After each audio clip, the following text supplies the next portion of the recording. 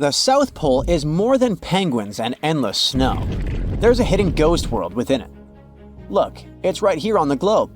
Don't confuse Antarctica with the Arctic, which is at the top of our maps. Much smaller in size, and, let's face it, way less mysterious.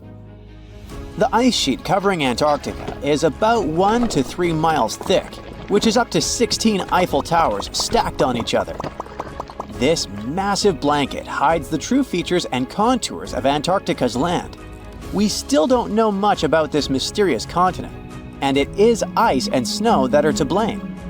We still don't even know the true shape and size of this continent. Mapping Antarctica without some huge shovels is an incredibly hard task. But satellites learned to penetrate the ice with their cameras.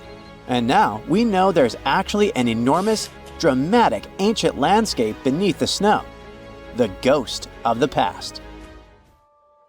About 90 million years ago, Antarctica was a much warmer place. It was actually a lush rainforest with tons of plants and probably teeming with life. It even had rivers flowing through it. Then the ice came. This happened about 34 million years ago, during the transition from the Eocene to the Oligocene, when our planet cooled significantly. It was the beginning of one of our several ice ages. The land remained, but now was hidden under ice and snow that got thicker and thicker. To a regular eye, Antarctica turned into a white desert, vast, flat, and featureless. Time went on. This massive ice sheet moved around, smoothing and shifting the ground beneath it. Over the millions of years, it changed what the land looked like. Now, if we looked under the ice, it wouldn't hold any signs of the original South Pole, except for one place. In areas where the ice is especially thick and doesn't move much, like in East Antarctica, it has actually worked the other way around. It became like a super thick blanket that protects the land. Normally, things like wind or rain slowly wear away the ground over time, changing its shape. But since we have this protective ice blanket, it prevents these natural processes from reaching the stuff underneath. So, the ground stayed almost the same for millions of years, like it's been frozen in time. This special area near the Aurora and Schmidt subglacial basins has become the ghost of Antarctica's landscape. This place was barely touched even since it was first covered in snow 34 million years ago. This is a historical footprint, a place that can tell us what Antarctica's ground looked like before it became a freezing nightmare. As scientists peered under East Antarctica, they saw an amazing ghost. The traces of the rivers that were flowing there millions of years ago, various valleys, and some weird little islands, as well as 3 big chunks of land shaped like the letter U. Hey, what's that all about? You see, the continents on our planet are moving constantly, sliding along the red-hot lava mantle like cereal on milk. Over history, they came together and broke apart several times. Hundreds of millions of years ago, several continents were a part of one enormous Gondwana. Antarctica was one of them. It used to be one huge landmass. But when Gondwana broke apart, the poor continent got stretched by tectonic forces. Parts of land were pulled away from each other. Whoosh! And they got torn apart. And that's how we got these big chunks or blocks of land under thick layers of ice. In any case, scientists now want to explore this ghost a bit more. But to study it deeply, they need to actually drill down through the ice, like using a straw to get to the bottom of a thick shake. This will help them pick up some rocks and dirt from way below to learn more about the Earth's history and climate. Antarctica is the 5th largest continent in the world, approximately bigger than the entirety of Europe or Australia, competing with the entire South America in size. Aside from East Antarctica, we discussed there are several more regions: Antarctica Peninsula, South Pole, West Antarctica, and the Ross Sea. The continent is basically a frozen sandbox, and all its hidden, mysterious landscape is actually less explored than Mars's terrain. We only know for sure that without ice, it wouldn't just be flat and empty, but an entire world full of big mountains, huge canyons, and even fiery volcanoes. Some of these volcanoes are so huge that they peak above the layers of snow. In West Antarctica alone, there are at least 138 volcanoes, though only about 8 or 9 are active today. One of the craziest ones is Mount Erebus, the southernmost volcano and the tallest one on the continent, about 12,500 feet high. And deep beneath the ice sheet, this guy hosts incredible, beautiful subvolcanic caves. The temperatures there are warm enough for t-shirts. The Antarctic Peninsula, or Lesser Antarctica, looks like a bunch of mountainous islands deeply underground. It has newer volcanic rocks that are part of the Pacific Ring of Fire, which is like a giant circle of volcanoes and earthquake zones around the Pacific Ocean. The Greater Antarctica is a huge part, almost as big as Australia. It consists of East Antarctica and the South Pole. Beneath the ice, it's a place of rocks that have been around for a very, very long time, including the special zone we mentioned. You probably know that Antarctica is nearly devoid of humans. No wonder, with a mean temperature of about -46 degrees Fahrenheit. But even though this place is horrifyingly cold and deserted, life still clings on. You guessed it, in the underworld. In 2017, scientists found DNA traces of algae, moss, and even possibly unknown small animals in the deep caves. That means that even in such crazy conditions, there are still unique ecosystems thriving in little isolated warm pockets beneath the snow. There was another incredible find beneath Antarctica's Ross Ice Shelf, a lively ecosystem vibing within an underground river. Scientists have long suspected that Antarctica's underworld should have some freshwater lakes and rivers. One day, a satellite spotted a groove there. They decided to explore it and used a hot water drill to melt their way through the ice. As they reached the underworld, they dropped a camera into one of those hidden fresh rivers. And at first, they thought they'd find just some rocks or something. But instead, they stumbled upon hundreds of amphipods, tiny shrimp-like creatures. Little ones instantly swarmed around the lens. Shrimps blocked the camera and scientists couldn't check out what they wanted to. Pretty funny, but at least that means that there really is an important ecosystem deep within Antarctica. Now, they're gonna explore it. And all this is just the beginning of the mysterious underworld. Antarctica's snow also hides the deepest canyon on Earth under the Denman Glacier. Well, Mariana Trench is still the deepest point on Earth, but it's a part of the oceanic crust, geologically speaking. Also, in 1958, explorers found a huge mountain range under the ice, as big and tall as the famous Alps Mountains. The range stretched for about 745 miles with peaks as high as 1.7 miles. And all this magnificence is buried under tons of ice.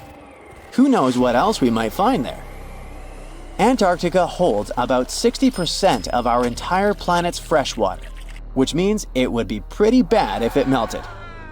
For example, there's this doomsday glacier, officially known as Thwaites Glacier. It's a huge ice formation, about the size of Florida, and it's melting right now. Every year, the sea levels rise by 4% because of it. If this guy melts away completely, the sea levels all around the world will increase by 2 feet, which might not sound like a lot, but it would be catastrophic for coastal areas. Luckily, researchers have found that even if its ice shelf were to collapse in the next 50 years, the glacier itself wouldn't retreat as quickly as they feared. It's still losing ice rapidly, but it would be quite a slow process.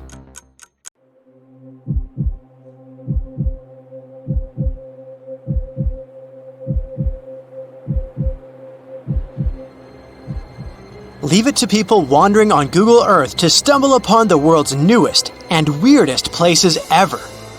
Like this mysterious pyramid discovered in Antarctica. Soon enough, the internet blew up with all sorts of theories regarding this unusual shape. Could it be a sign from a different life form? Is this pyramid indeed natural, or is it man-made? For starters, it's not the first time we've discovered a pyramid in the Antarctic. The first one was observed by the British Antarctic expedition in the 1910s and kept secret for a long time. Its discovery being kept hidden only added to the mystery. A second such structure was discovered in 2016, which further increased the interest in the matter. The mystery was soon enough deciphered by scientists. These formations are just mountains. They're located near the Ellsworth Mountains, a range over 250 miles long, so they're just mountain peaks that have broken through the ice sheet. As for their particular shape, it's just a coincidence. Pyramids are found throughout nature. The Matterhorn in the Alps and Mount Ballenstinder in Iceland, for example, are quite similar in terms of shape. As for the official name of these peaks, they're called nunataks, or peaks of rock peeking through a glacier or an ice sheet. Antarctica has way more incredible features, like the fact that it's home of 60 to 90% of the world's fresh water. That's because its ice sheet is the biggest on our planet, stretching across 5.4 million square miles. I'll spare you the calculations, but that leaves only 1% of the continent ice-free. Antarctica's ice reaches 2.7 miles thick at its deepest point, meaning half the height of Mount Everest. Should it ever melt completely, our sea levels would rise to roughly 200 feet. It wasn't always this cold, though. At some point in our planet's history, Antarctica had some average temperatures as the city of Melbourne has today. It took a lot of research, but scientists figured out that Antarctica's temperatures could have reached up to 62.6 degrees Fahrenheit. Sure, that was 40 to 50 million years ago, but if you think about it, it was at the same time when dinosaurs roamed our Earth. Time is also different on this icy continent. All the lines of longitude that help us calculate different time zones merge into a single point at the South Pole. Here, there are 6 months of daylight in the summer, followed by 6 months of complete darkness during the colder season. So, scientists working here stay, on average, in the same time zone they've come from.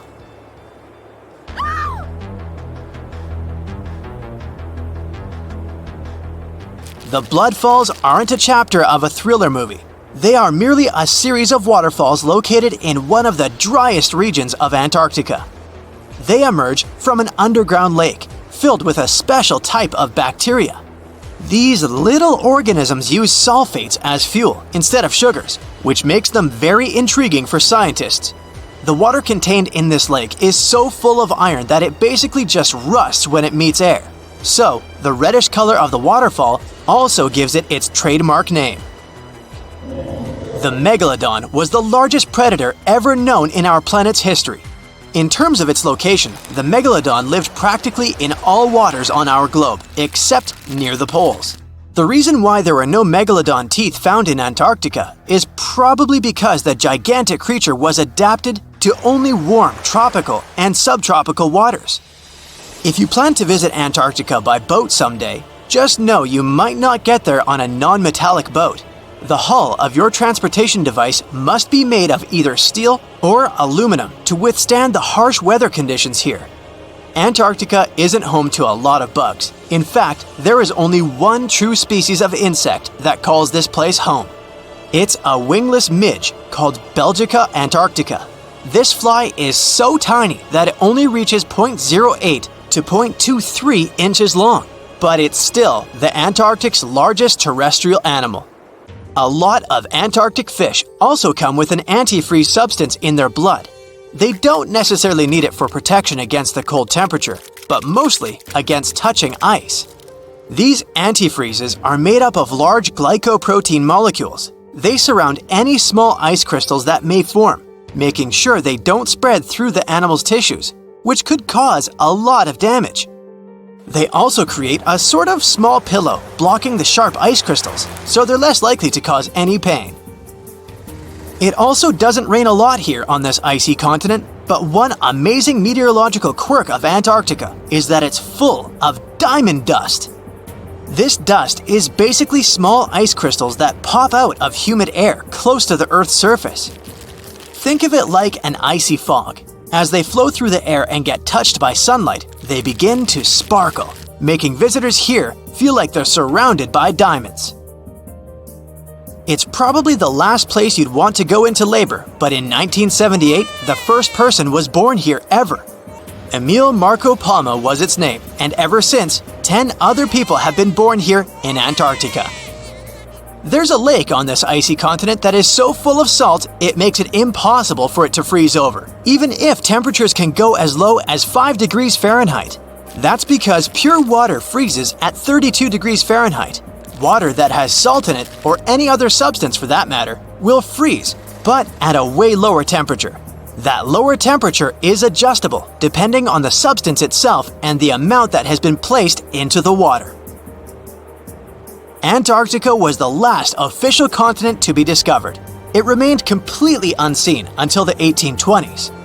But it took another 20 years to confirm it was actually a continent and not just a group of icy islands. Just because it's really cold here doesn't mean you can't go on a date here. One December night, an American scientist that was posted in Antarctica logged into a dating app simply out of curiosity. He was certain no other profiles would show up, but to his surprise, he found someone soon enough. Another researcher who was stationed just 45 minutes away, by helicopter of course. They eventually got together and went on the first date in Antarctica ever recorded. Apart from ice, this continent has something else way more abundantly than any other piece of land on Earth: meteorites. If we look at the research done by scientists, meteorites have equal chances of reaching any place on our planet. However, once they go through our atmosphere, the situation is a bit more complex. That's because different climates on our planet, like the humid ones found near the jungle, have a lot of moisture and oxygen, which will corrode most meteorites. The climate in Antarctica is really dry, so the possibility of meteorites corroding is little to none. More so, it's way easier to spot these rocks on the icy white surface of this area than in any other place on Earth. If you're not scared of the cold, you'll surely freak out when you hear about the winds here. That's because Antarctica is for the most part the windiest place on Earth. Wind speeds have been reported here to reach even 200 miles per hour. In 1952, an Air Force plane called C-124 Globemaster II crashed into a big mountain while flying from Washington to Alaska. Sadly, everyone on board, 52 people in total, didn't make it. The bad weather at the time made it hard to find the crash site, and even later, any attempts to locate it failed. But in 2012, a helicopter crew doing a training mission spotted the pieces of the crashed plane on a glacier called Colony Glacier in Alaska. They started looking for more pieces and confirmed it was indeed the missing plane. Since then, every summer for about a decade, different military groups have been helping in an operation called Colony Glacier. They've managed to identify 40 out of the 52 people whose lives were lost in the crash. The soldiers taking part in this mission take their promise seriously to never leave a fallen comrade behind. They believe it's their duty to bring back those who didn't make it. Another discovery comes from the Alps. In 1991, some hikers exploring the picturesque Alps stumbled upon a human body. It was half frozen in ice at the top of a mountain pass between Italy and Austria. At first, the local police thought it might be a mountaineering accident. But in a few weeks, archaeologists started claiming that this guy might have lived more than 5,000 years ago. They eventually gave the frozen fellow the nickname Ötzi. He was named after the nearby Ötztal Valley. He's become quite famous as the oldest ice mummy on record. Ötzi's frozen state might not be as unique as we thought, and that's where things get really cool. Archaeologists have another theory. See, at first, everyone was convinced that Ötzi marked the start of a cooler period because he had been frozen in the ice without any interruptions since he had lost his life. Yet, over the past few decades, glaciers and ice patches worldwide have been melting away like ice cream on a hot summer day. Not just Ötzi, but other ancient relics like bodies, hunting gear, horse droppings, and even ancient skis started to appear. So, archaeologists say there are similar sites. They've found quite a few, and they all fit perfectly into this growing field of glacial archaeology. It seems like as the world warms up, it will show even more ancient secrets from the deep freeze.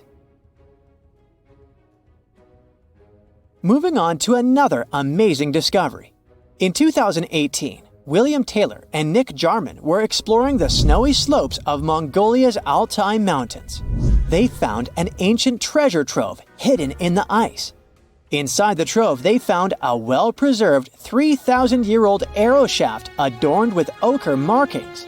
It was in pristine condition, a rarity for organic items that old. They found other items too, like a bronze arrowhead with bits of animal sinew still attached.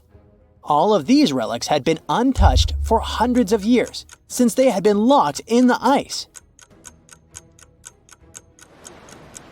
In Mongolia, rising temperatures have melted ice patches that remained frozen for centuries. Similar discoveries have been made in the Yukon, US, Italy, Siberia, and Norway. Thousands of sites have been identified. Yet, scientists are racing against time to document and preserve these artifacts before they're lost forever. The study of these artifacts challenges the definition of these environments as wildernesses and shows how indigenous people coexisted with nature there. Sometimes people find simple items too, as simple as a sandal. This one, discovered on one of central Norway's mountain passes, indicates that people used this route roughly 1,700 years ago. This suggests that there was less snow and ice in that area back then. The sandal, dating back to around 300 BCE, resembles Roman sandals of that era. Again, in Norway, hunters found an iron sword high up on a mountain, more than 5,250 feet above sea level. There's no nearby burial site, and it's puzzling why someone would have a sword in such a remote location. Archaeologists speculate that the owner might have become lost. Then, in 2011, unusual objects resembling giant slingshots began to emerge as the ice melted. Radiocarbon dating suggests that this particular object was crafted around 400 BCE. It measures over 3 feet long and has knife cuts. Those puzzled archaeologists until one team member recognized them as tang, or pliers, used to secure loads on sleds when transporting hay or leaving for animal food. People in the area used hay sleds with pliers until the 1950s, when tractors became more common. Now, let's get back in time to thousands of years ago. We can easily do that by looking at this woolly mammoth. This creature looks a bit like a cherished but slightly worn-out toy. This ancient giant, whose heyday was 39,000 years ago, is the best preserved mammoth ever found. Even its signature shaggy hair is surprisingly well preserved, having been trapped in glacial ice until its recent discovery in Siberia. This remarkable animal is stepping into the limelight in Yokohama, Japan. Scientists are running tests that might bring this extinct species back to life. When they stumbled upon this female mammoth, they uncovered a hidden treasure, a sample of her blood preserved beneath the ice. So they believe this ancient blood could hold the key to resurrecting the mammoth. They also found well-preserved muscle tissue. She was between 50 and 60 years old when she met her icy fate. The discovery of mammoth blood has reignited debates about the ethics of bringing back extinct creatures, like in Jurassic Park. Their ambitious plan is to implant an egg into a living elephant for a 22-month pregnancy, hoping that at least one living mammoth cell might survive. Hop on, we're going to the French Alps. We are at a spot not far from where an Air India plane tragically crashed 46 years ago. We're accompanied by a diligent mountain rescuer and his neighbor. They went to this area after a bunch of tourists had noticed a strange-looking thingy on a glacier. It was a bag. The Indian embassy in Paris got wind of it, and it was all set on getting that bag. What makes it kinda cool is that it had diplomatic mail and Ministry of External Affairs written on it. The Air India flight was on its way from Mumbai to New York when it took a nosedive in January 1966. It took 117 people on board down with it. Guess what else was inside the bag besides the soaked diplomatic mail? It had a stack of old Indian newspapers. So, alongside those, they also found bits of the plane's cabin, a lone shoe, and a bunch of cables. Totally unexpected treasures on that mountain. During the summer of 2013, scientists stumbled upon a message left behind by a geologist named Walker, who had placed it there 44 years before. That message sort of served as the man's last testament. He passed away just a month after hiding the bottle in the rocks on the island. The content of the message was quite astounding.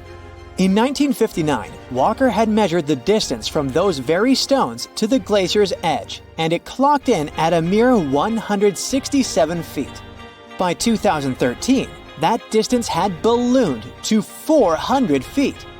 Researchers are convinced that this stark contrast between the two measurements underscores the consequences of ongoing global warming. Imagine the melting ice in Norway's mountains as a time machine revealing a treasure trove. Nearly 800 Viking artifacts tucked away for over 1,000 years have been unearthed. They give us a peek into the bustling trade networks of the Viking era and the critical role of the mountain passes in this ancient commerce. Among the finds are leather shoes, cozy woolen mittens, stylish tunics, feathered arrowheads, horseshoes, walking sticks, and kitchen gadgets from the Viking chef's toolkit. There are even Viking pack horse souvenirs. These artifacts provide us with insights into ancient travel habits and the peak times when those paths were bustling with activity, and give us a glimpse into the lives of adventurers. Do you know that NASA explores not only stars, planets, galaxies, or black holes? Hard to believe, but yes. The agency also works on discoveries here on our home planet Earth. So what has NASA recently discovered? Is there life under the ice? While they were analyzing data recently, they discovered something unbelievable hiding under Antarctica's ice. And this discovery not only changes everything we know about the whole water system of the Earth, but it may also help with research about life in space.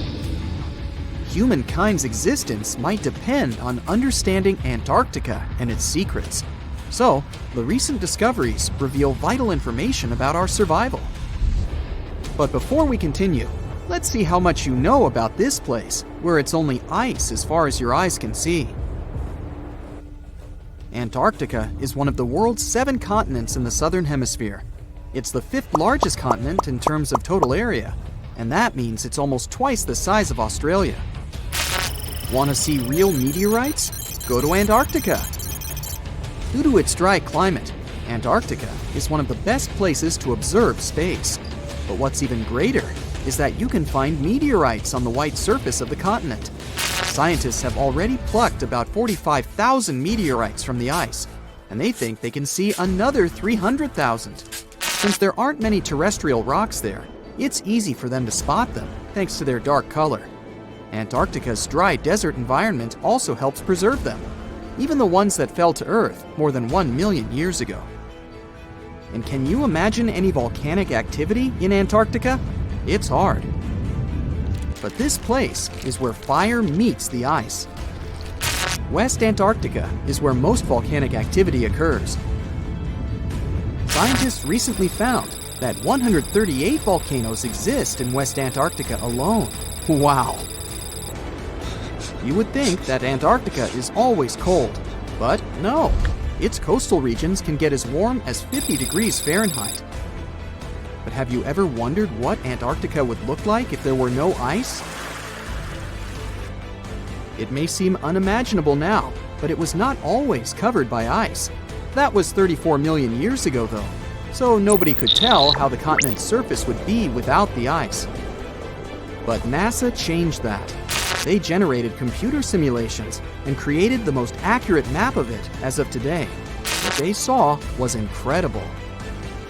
The continent was not flat at all like it seemed. It's pretty bumpy with valleys, rolling plains, and high mountains.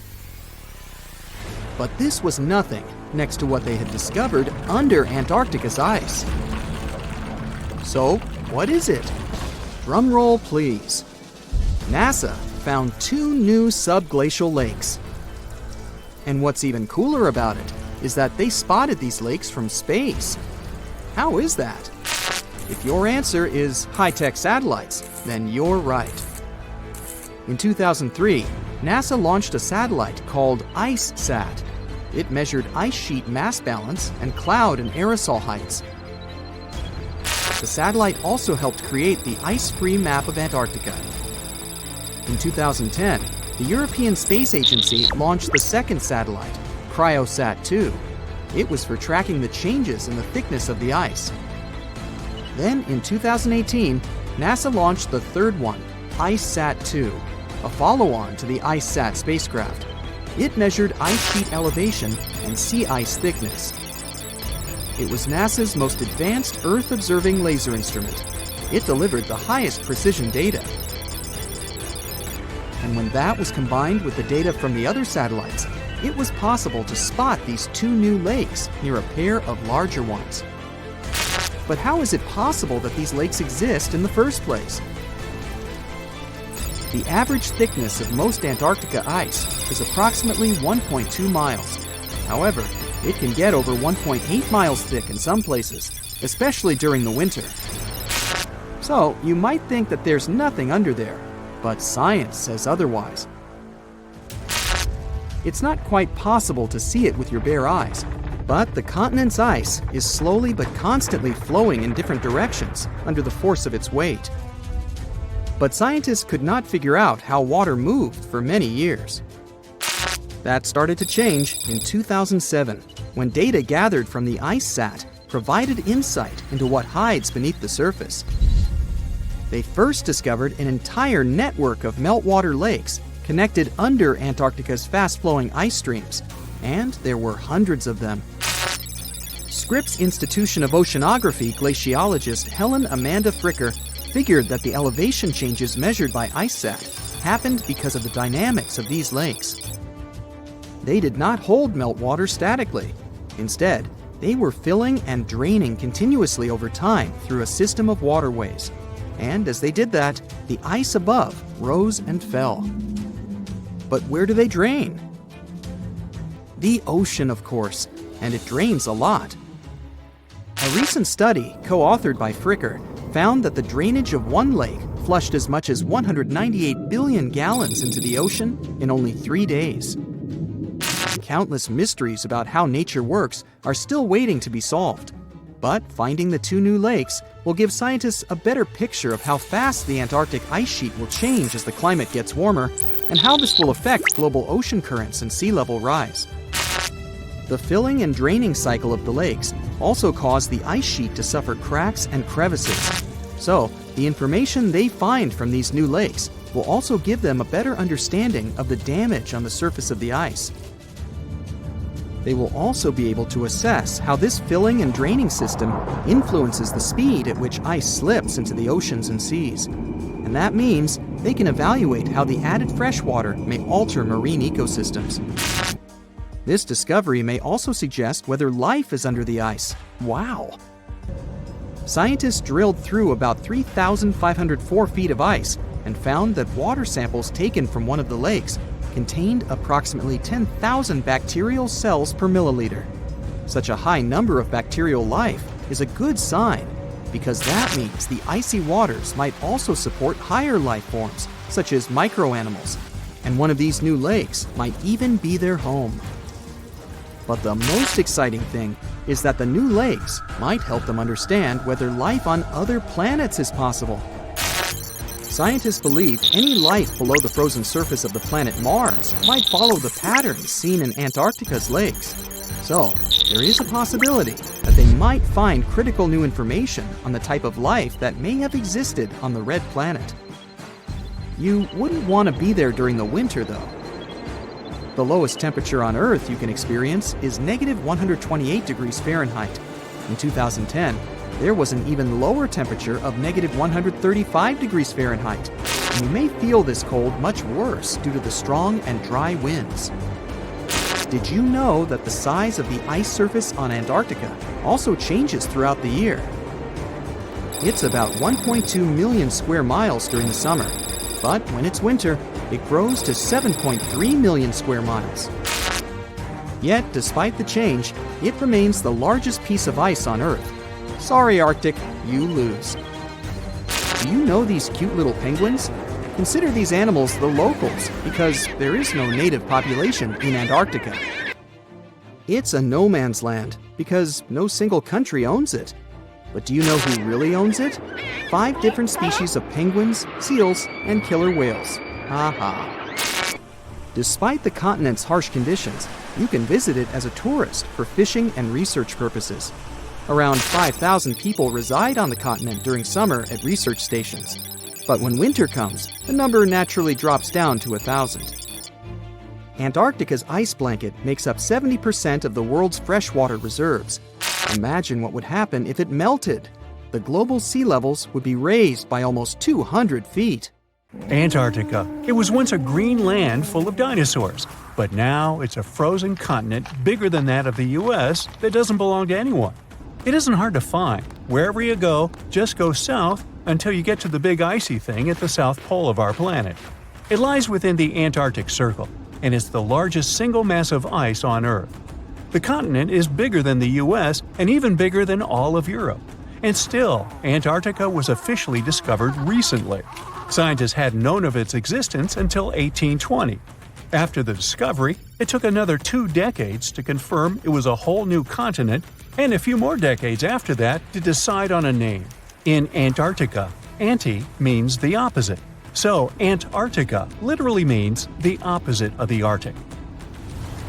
Now, even before scientists discovered the land, ancient Greeks already theorized that there must be a southern continent to balance out the Arctic in the north. Also, some scientists who studied Polynesian artwork and oral history believe that Polynesians found the continent over a millennia before the Europeans did.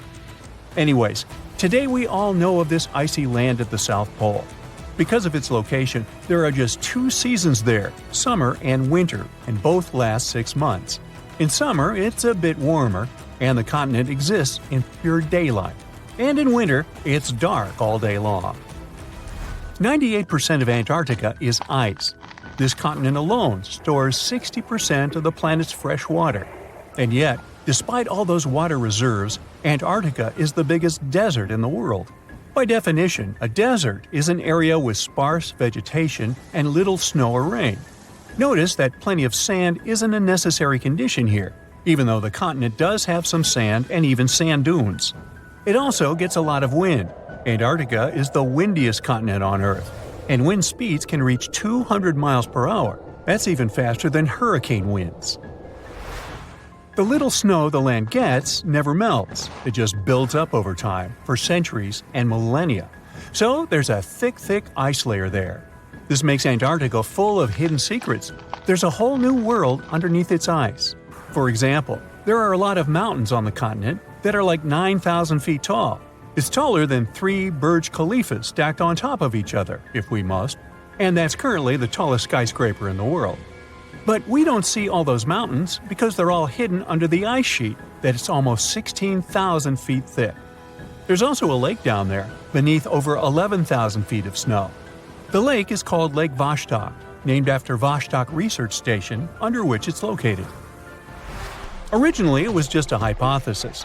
Over a century ago, a scientist suggested that the huge pressure created by tons of ice could decrease the melting point of ice in the lowest layers of the ice sheet, creating liquid water, which could form a lake. He didn't prove his ideas in his lifetime, but others continued his work and confirmed that this theory was true. There's also a canyon in Antarctica, hidden underneath huge masses of snow too. It's deeper than the Grand Canyon we have in Arizona. There is a mountain range that divides the continent into 2 parts, East Antarctica and West Antarctica. The western part of the continent is experiencing higher temperatures and is starting to melt. If West Antarctica melts and releases its stored water, it will raise the average global sea level by about 16 feet. That will be enough for some cities all over the world to completely disappear. Perhaps the first to turn into a water world will be Thailand's capital Bangkok, which is just 5 feet above sea level. Then it will be Amsterdam in the Netherlands, followed by Ho Chi Minh City in Vietnam, Cardiff in the UK, and New Orleans in the US. People do a lot of work in Antarctica now, residing there for many months at a time to study this mystery of a continent. Over the years, even a few children were born there. But it's not a country, and the land doesn't belong to anyone. It's governed by the Antarctic Treaty System, an agreement of peaceful research and collaboration that suspends all territorial claims. It was first signed by 12 nations, and now there are 59 supporters, half of whom have decision-making powers. The continent is occupied all year round by researchers from all over the world. There are about 5,000 people living there in summer and about 1,000 in winter. Yet no one is a permanent resident there. People come and go, and the scientists take turns spending time there. The average yearly temperature there is negative 30 degrees. But there was a time when Antarctica was about as warm as Melbourne, Australia is today. It was about 40 to 50 million years ago. I wasn't around then. But the continent had green forests and dinosaurs roaming its land, chilling in the sun in a 63-degree Fahrenheit environment. That was before penguins. In our age, it's so cold that you won't even find any trees or bushes in Antarctica, just the snow. The only plants that can thrive in such extreme temperatures are lichens, moss, and algae. People can't stand such freezing conditions for lengthy periods of time either, so the continent has never had any indigenous population. Well, that is, if we don't count penguins, seals, whales, and a few other types of birds that live there now. Antarctica's fauna is the scariest and least diverse on the planet because only a few organisms can withstand its harsh conditions and because non-natives aren't allowed to be brought there. So, if you decide to travel to Antarctica with your cat, well, you can't. Hey, I don't make the rules. But those few species that live on the South Pole totally own the place. There are no more than 5,000 people there and around 20 million penguins. They are a kind of settlers, though. Penguins' first ancestors lived in Australia and New Zealand. There are still a few penguin species there, including the smallest penguin on Earth that is just 1 foot tall. Still, most of the penguins migrated to Antarctica at some point, possibly because they were attracted by the greater food supply there. It's not the cold that made them like the land. It turns out, most penguins leave the continent when the summer ends. The only ones that stay there are male emperor penguins, and they do it to warm and protect eggs left by their mates. But where do all the other penguins go? At first it was a big mystery even to scientists, but then they attached some tiny location devices to the legs of a few of these animals and figured it out. Penguins go to live in the southern oceans while it's too cold in Antarctica. None of them go ashore for half a year until they get back to the continent. When they come back, it's when those eggs, left for male penguins to nurture, start hatching, and so penguin families can be together when it happens. Penguins eat different fish, and the ocean is full of those despite its cold temperature. In some areas, water can reach below freezing temperatures because it's salty. But fish don't freeze there because they have antifreeze proteins in their bodies. Then there are also about 1 million seals in Antarctica. They like fish too, and they can hold their breath underwater for 2 hours. They see way better underwater than in the bright light of the day, and they also use their whiskers to locate food. Their breathing holes in the ice can freeze while seals are away, and they must use their teeth to make a new one. Seals can even sleep underwater and then resurface occasionally to get some air without waking up. I can appreciate that. So, there's a mysterious doorway in the middle of Antarctica. Some people think it's Bigfoot's vacation home, or a shuttlecraft from Star Trek, or maybe a door to Agartha, a mythical kingdom some people believe is located in the center of the Earth. Well, the scientists debunked all these poetic theories and explained that what looks like a mysterious doorway is located in an area of fast sea ice. It's offshore of the coast and is full of little islands with shallow water around them. When ice flows around hard rocks hidden underneath, it can create patterns that look odd but are totally normal. In this spot, the ice is thin, so the rocks underneath have a big effect on how the ice moves. The cold winds in Antarctica also shape the ice and snow and make it look like they're lines and shapes. So, the mysterious doorway is just a rocky ridge poking out because the ice has melted a little. The top of the doorway is the tip of the rock, and the sides are snowy trails left by strong winds blowing in the same direction. It's essentially an iceberg that got stranded and is melting in one place. One YouTuber found another out-of-place mysterious object more than 150 miles off the shore of Antarctica, a 400-foot-long ice ship. The internet went wild with theories like that the ship must have ended up there right from the Bermuda Triangle. But there was no scientific proof that it was a ship and not just a large chunk of ice. And once some other internet users revisited the place, they noticed the ice melted in the summer and the hypothetical ship was gone. Another mysterious Google Maps find in Antarctica was a pyramid. And before you make up an exciting theory about how the ancient Egyptians built a secret base here, I have to tell you it turned out to be just a mountain. It's part of the tallest mountain range in Antarctica that stretches for almost 250 miles. It's not the first pyramid on this continent, as explorers from the British Antarctic expedition found another unusually shaped mountain and nicknamed it the Pyramid. But this one didn't even have a pyramid shape. Here's one Antarctic find that definitely won't disappoint you: a giant ice shelf that reminded scientists of the Grand Canyon. A special submarine robot named RAN covered over 600 miles under the thick ice and brought back some amazing footage of icy mountains, valleys, flat plateaus, and swirly patterns made entirely of ice. One of the strangest things RAN found was giant bowl-shaped holes or scoops in the ice. Sadly, scientists lost track of the robot. They think that curious Wendell seals may have accidentally bumped into RAN and caused it to get stuck. To save energy, RAN probably shut itself down, and the scientists couldn't find it again. But the team is hoping to build a new robot and continue exploring this icy canyon to see how the patterns under the ice might change over the years. Another huge Antarctic canyon was found thanks to bad weather. A team of sound experts had to pause their work at the Casey Research Station in a storm. Instead of waiting around, they decided to use the unexpected free time to map the seafloor near Adams Glacier. And that's how they found a canyon that is almost 7,000 feet deep, almost 30,000 feet wide, and stretches over 28 miles away from the glacier. During the mapping, they discovered just part of the canyon before they had to go back to the research station.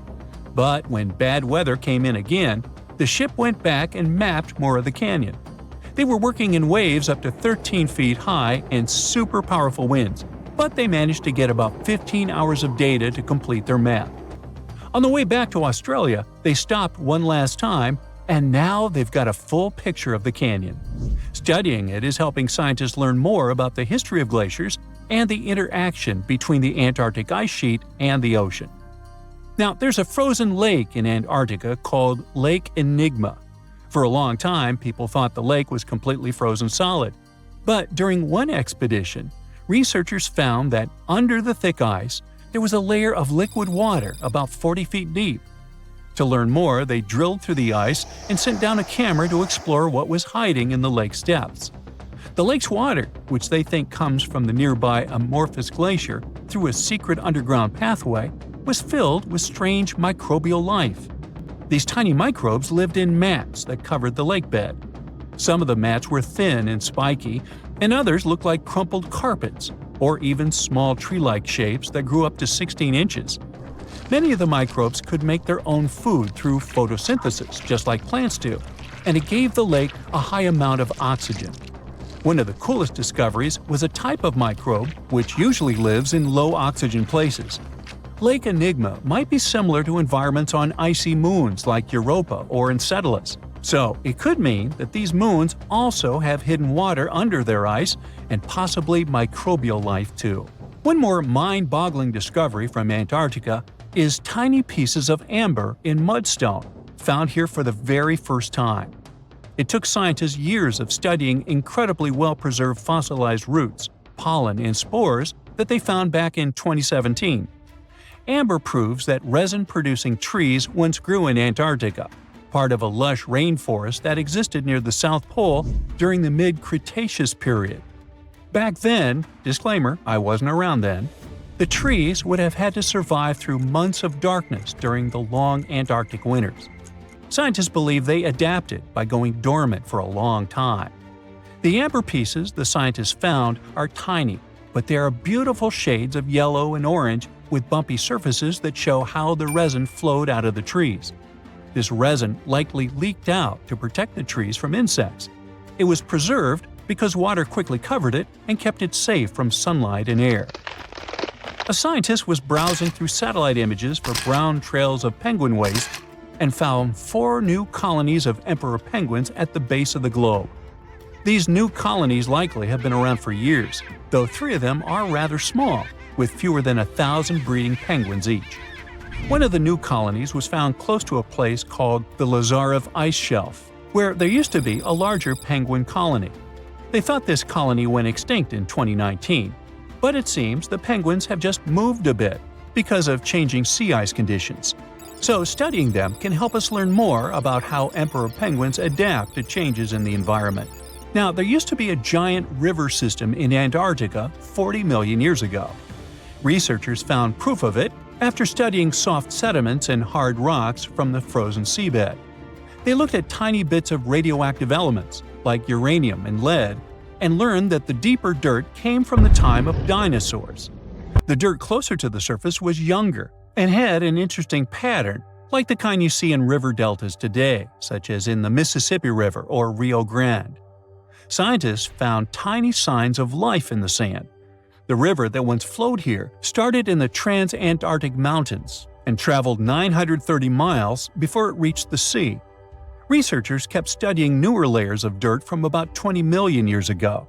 They hope this will help them predict what the Earth's weather patterns might be like in the future. The Javari Valley in Brazil is an untouched jungled area of 33,000 square miles, slightly larger than Austria. This place is protected to stop outsiders from entering. This isolated area is home to one of Brazil's largest indigenous territories. Here, uncontacted tribes with no understanding of the outside world can live peacefully in the jungle. Observation is only made by officials from the air. It provides a small glimpse and a better understanding of how early hunter-gatherer societies once lived. Up to 3,000 inhabitants within 14 different tribes live deep inside the reservation in up to 19 villages.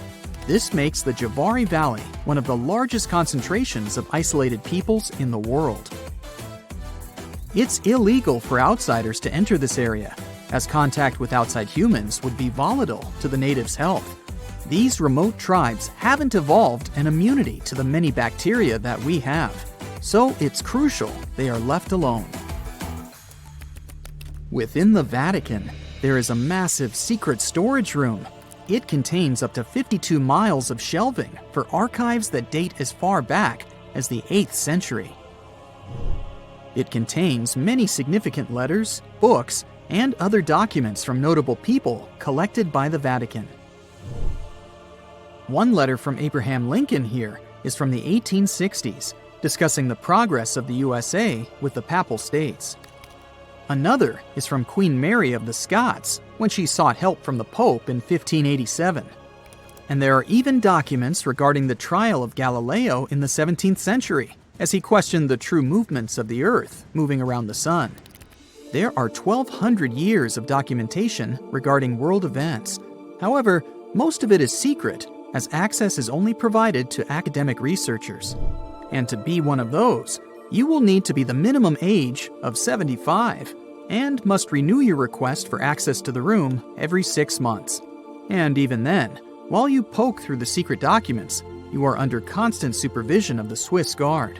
With so much secrecy, it would be interesting what else could be hidden in these confidential documents. Halfway between Hawaii and Australia lies the lonely Howland Island. It has a long history of being an isolated and unforgiving location. Since 1857, Miners spent 2 decades extracting bird droppings that were centuries old, a valuable fertilizer at the time. The island was abandoned until 1935, when the USA attempted to make a colony there. They were excited to build its first airport. They expected it would one day be a great location for a stopover flight, creating an easier connection from Australia to California. A flight path had even been prepared on Howland Island for the arrival of Amelia Earhart. It was all set up as a landing point for her circumnavigational flight of the globe. Unfortunately, Amelia lost contact before making it to the Isle. The dream of the airport to be used on the Trans-Pacific flight path was abandoned, and the colony soon dispersed with no further attempts to repopulate it. But the island is now a protected reservation for the fragile ecosystem that surrounds it. It's visited once every 2 years to assess the regeneration of wildlife, and no one is allowed to enter without official authorization. Heard Island is an offshore territory of Australia. 80% of it is covered in ice, and it has the country's only active volcanoes. It's also surrounded by glaciers, with the highest descending to sea level from 7,900 feet. If you're lucky enough to gain authorization to access the island, you can do this only by sailing 4,000 miles across rough seas. After you've successfully sailed the long voyage, you'll find yourself in this uninhabited 142 square mile territory. Congrats! You've made it to one of the most isolated places in the world. Only whalers and sealers sometimes lived here until the 1880s. And since these whalers left, only researchers have made the daring voyage. Since 2011, no one has returned. All the buildings have broken down over the years from the extreme weather, so it's not the best option for a vacation. With freezing temperatures and powerful winds that can reach 110 miles per hour, only the hardiest of plants and animals can survive this place. In France, there's a network of caves called the Lascaux Caves that provides artwork that is truly unique. Wall paintings that date back 17,000 years ago from the early Magdalenian age provide around 6,000 images. They decorate the walls, giving a great insight to what types of animals existed in that ancient period. Some of the animals portrayed have been extinct in France for thousands of years, like the ancient aurochs and rhinoceros. Painted in a mixture of red, yellow, and black colors, made from several different mineral pigments, the pictures depict what hunter-gathering societies hunted from the region, but the ingredients were vulnerable from tourists' visits, which were then stopped in 1963. The carbon dioxide from the visitors' breath and presence of light caused lichens, crystals, and molds to appear in the caves, which provided potential damage to the minerals of the paintings. These caves are now heavily restricted for entry, but replicas of the paintings have been made available to provide a similar experience. Canada is the second largest country in the world, although the northwestern part is mostly unpopulated. One island in this area, Devon Island, is the largest uninhabited island on the planet. It covers a massive area of 12,000 square miles, almost the same size as Croatia. People struggled to live in this desolate land. The Inuits tried for a while, but even they decided to give up on this unforgiving land in the 1930s. With low precipitation on the island, harsh winds, and freezing temperatures, it can only support microclimates of vegetation. Settlements were also abandoned in 1951, since they weren't economically viable with the limited resources Devon Island had to offer. However, today, due to its similarities with Mars, scientists make the difficult journey to research the island. The environment is very difficult to live in, with its poor terrain, freezing temperatures, and isolation. So, it's become a perfect match for NASA to test equipment and crew for future missions to Mars, the Moon, and even asteroids.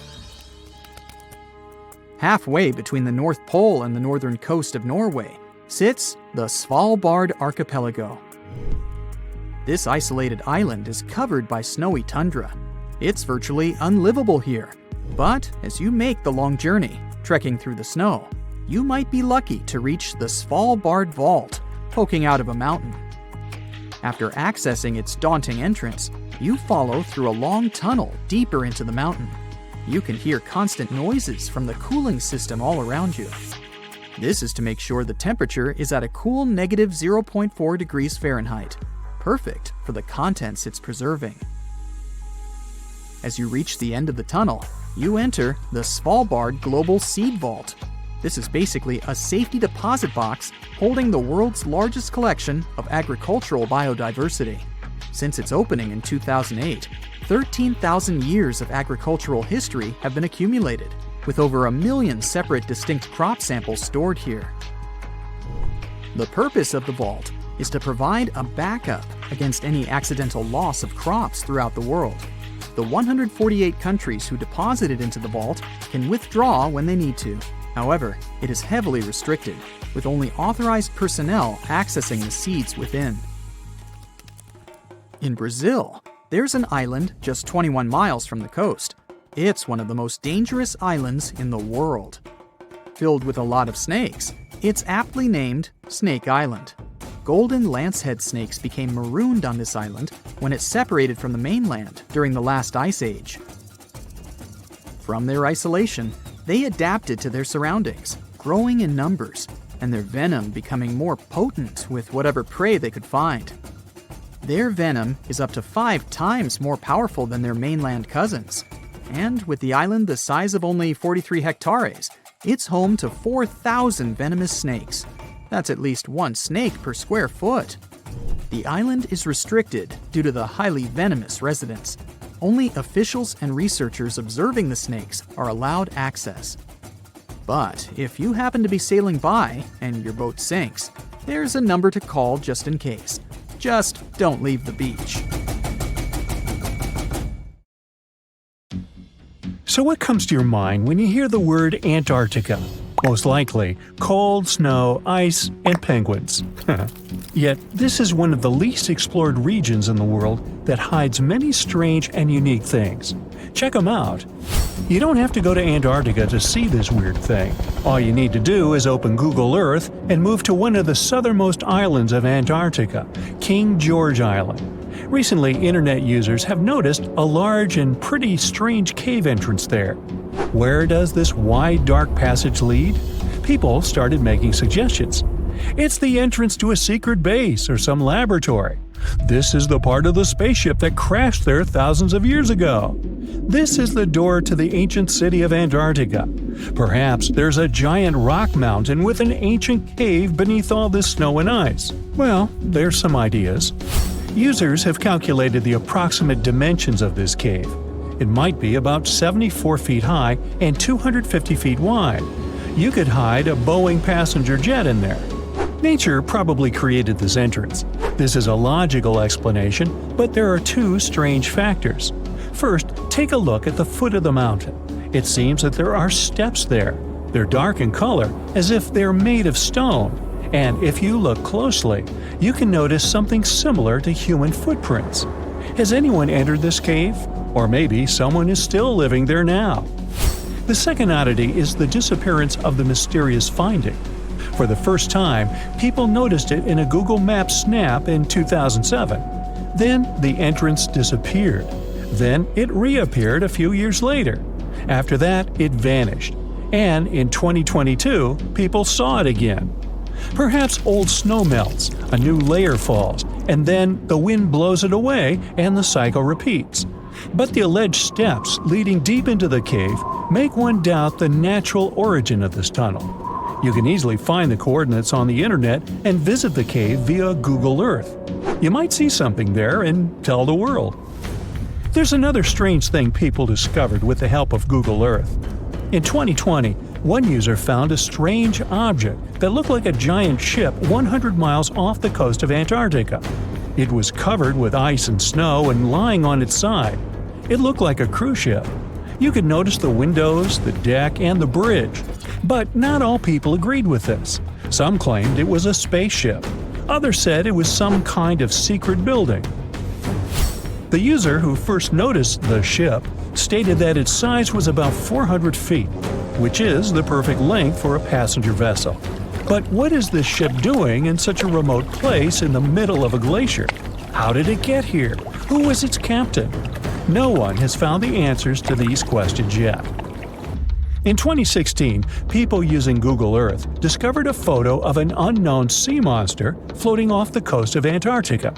This creature resembled a giant squid with a length of about 200 feet. This is slightly shorter than 3 train cars.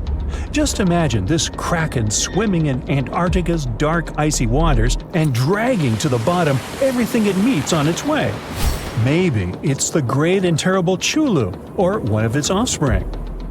You will quickly notice this blood-red waterfall among Antarctica's endless, dazzling white landscapes. Don't worry, it's not blood. For many centuries, the waterfall has been painting snow in a bright red color. The stream flows straight out of a white iceberg. Let's look inside and find out what's happening there. Millions of years ago, there was a small crystal-clear pond, but then a glacier formed around it. A thick layer of ice and snow blocks sunlight, heat, and oxygen access. For millennia, the reservoir remained in this cold vacuum. But at one point, the water made a hole in the icy wall and broke out. When this salty water comes into contact with oxygen, it immediately turns scarlet or rusty. Antarctica is the only place where you can find such a unique natural phenomenon. One of the driest places on Earth is located in Antarctica. It's one of the most lifeless deserts in the world, the McMurdo Dry Valleys. In this desert, you won't see the scorching sun, hot sand, and cacti. A desert means a place with a lack of precipitation and life. The McMurdo Dry Valleys meet these parameters. But this place is also unique for Antarctica, since you won't find glaciers there. Despite the frost, ice can't form in the desert because it hasn't rained for millions of years there. It also never snows. A strong wind coming from the mountains reaches speeds up to 200 miles per hour. It would be difficult for you to stay on your feet there. The wind is filled with moisture. It heats up and evaporates all the liquid and snow in the desert because of its high speed. Only dry air reaches the ground. But you can find several lakes there. They don't freeze, only thanks to the high concentration of salt. The water is so salty that large life forms can't develop there. But scientists have found microscopic organisms near the lakes. 20 million years ago, Antarctica was filled with swamps, trees, and swarming with insects and animals. But now, it resembles the surface of Mars, literally. Scientists and astronauts are exploring such regions as the McMurdo Dry Valleys, since the natural conditions there are similar to those on the Red Planet. So, before you go to Mars, you can practice living in similar places on Earth. Also, scientists discovered an underwater world in the Antarctic filled with hundreds of amphipods, crustacean animals similar to shrimp. Wait a minute, it happened in the Antarctic? But the McMurdo Dry Valleys are located in Antarctica. Well, the words are very similar, but what is the difference? Oh, and don't forget the Arctic. The Antarctic is the region in the southernmost part of Earth that houses the continent of Antarctica, and the Arctic is another land altogether. They have the same natural conditions, frost, ice, and snow, but they're located in different parts of the planet. The Arctic is at the North Pole, Antarctica is at the South Pole. Now, back to the discovery. Scientists put forward theories that the ice of the Antarctic hides a vast network of freshwater rivers and lakes. And in 2022, they found a new ecosystem. Researchers explored the Antarctic Ross Ice Shelf and its underwater rivers. This is a massive piece of ice floating in the ocean. A team from New Zealand used a special drilling rig equipped with a hot water supply to drill a hole 1,640 feet deep. That's more than the height of the Empire State Building. Then, they lowered some video cameras and saw thousands of crustaceans swimming in different directions. So it seems they're very unorganized. In the waters of the Antarctic, you can also meet some of the scariest creatures on the planet. These are sea spiders. They got this name because they resemble land spiders, but they're actually a species of marine arthropods. And unlike land spiders, those in the ocean are much larger. They look like 8 strong legs without a body. One such spider can be a dinner plate in width. Some of them have no eyes and have proboscises instead of jaws. Sea spiders are poorly studied because they live in deep, cold waters. Antarctica hides many little-known animals. There are long tunnels in its glaciers leading to scary darkness. On this cold continent, people have found the remains of giant dinosaurs and other ancient creatures, such as the ancestors of modern ducks. Many underground rivers and lakes hide unexplored wildlife. Even the ice here can be weird. Take a look at these striped icebergs. They have blue, black, green, and turquoise shapes. The color depends on the conditions of the water during freezing. For example, green lines appear because of algae, blue ones form when the water freezes too quickly. Okay, I'm freezing. Time to go thaw somewhere warmer. Hawaii. Yeah. We've all dreamed of visiting the Arctic and witnessing the natural wonders of polar bears frolicking on ice floes or the aurora borealis dancing across the sky. Well, sorry to break it to you, but you won't find any tourists flocking to Antarctica anytime soon. Why, you may ask? Let's dive into it. First off, where is Antarctica? It's located in the southern hemisphere, specifically at the South Pole. The Southern Ocean surrounds it, and most of the continent is covered by ice, making it one of the most remote and frigid places on Earth. Now, have you ever met someone who's visited Antarctica? Probably not. It's one of the least visited places on the planet, and only a handful of lucky explorers have seen its interior, which is mostly made up of glaciers and ice fields. But trust me when I say the wildlife and scenery are out of this world. Why shouldn't you travel to Antarctica? Well, for starters, the environment is incredibly fragile and can be easily damaged. Plus, there are no native human populations on the continent, so your travels would essentially be like visiting an uninhabited island. And let's not forget that it's also one of the most expensive destinations to travel to. Despite all that, Antarctica is not exactly guarded like a fortress, but there is an international agreement called the Antarctic Treaty. This treaty was negotiated to prevent any unwanted activity on the continent and bans some forms of testing done there by member states. But the primary reason we can't just waltz into Antarctica is that it has a delicate ecosystem that needs protection. The treaty states that Antarctica should be used for peaceful purposes only and should be free from any human activity that could harm the environment. Scientists are still learning about the continent's unique ecosystem, and our activity and machines could disrupt the delicate balance that exists there. If you're still itching to go to Antarctica, getting permission isn't exactly a walk in the park. U.S. citizens, for example, need to complete a special form and send it to the Office of Ocean and Polar Affairs. And once you're there, you'll need to follow some strict guidelines to protect the environment, like not disturbing any wildlife or taking souvenirs like rocks, plants, or animals. Now, technically, can you live in Antarctica? While there are no laws banning people from living there permanently, it's a very inhospitable environment and unsuitable for human habitation. Temperatures can reach negative 76 degrees Fahrenheit and below, making it nearly impossible for anyone to survive without the proper equipment and experience. Plus, the nearest piece of land is over 1,000 miles away, making any inhabitants completely cut off from the rest of the world. Who knows? Maybe one day we'll get the chance to visit this unique and fascinating continent. But until then, let's admire it from afar. Let's now talk a bit about the discovery of Antarctica. Unlike other places that were already inhabited, Antarctica never had a native human population. Ancient Greek philosophers had an idea about the continent and called it Antarctos, meaning opposite the bear. The bears it refers to are not the polar ones though, but rather the Great and Little Bear constellations, which are only observable in the northern hemisphere. As a result, the term signifies the opposite of the land of the bear. Whaling and sealing voyages in the late 1700s and early 1800s would venture further south when rounding Cape Horn at the tip of South America. It was known that going further south often meant stronger winds, but also the risk of hitting floating ice of all sizes and of winds and seas that could prove dangerous to the ship and crew.